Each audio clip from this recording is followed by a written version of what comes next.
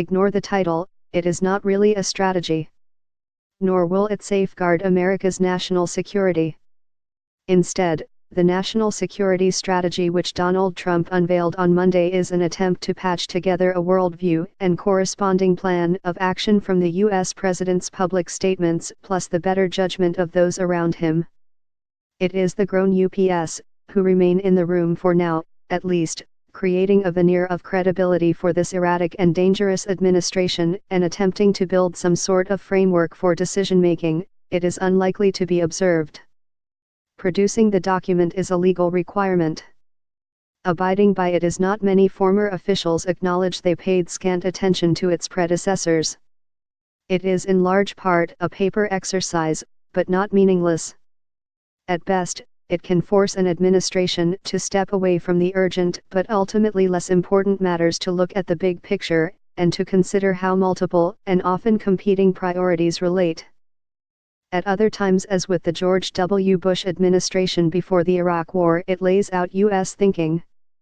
This administration has no body of thought, merely a crazy quilt of ideas and assertions, as is evident from the frequency with which its members contradict each other.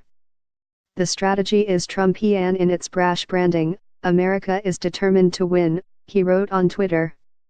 It is Trumpian in its money-mindedness, skewing towards economic issues, and dropping climate change from the list of global threats. It is Trumpian in its general tone of both gloom and hawkishness, with its declaration that Russia and China are revisionist powers trying to shape a world antithetical to U.S. values and interests. The criticism of Moscow is striking because it is so rare. But it was not echoed in Mr. Trump's remarks.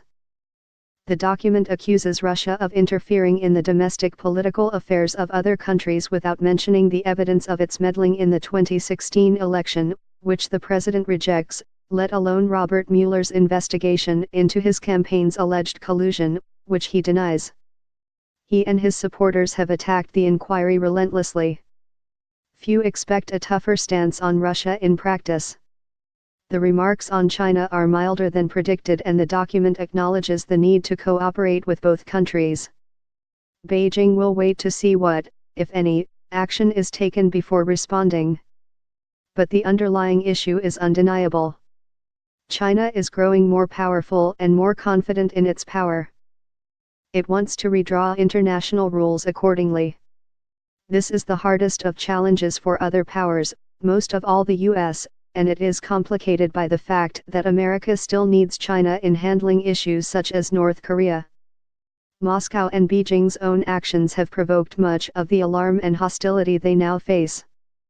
The Obama administration did not find an adequate response, and its hopes of resetting the relationships and achieving wide-ranging, constructive engagement proved doomed. But it was serious in examining the problems, and it never imagined that personal chemistry or a few bellowed threats would solve them.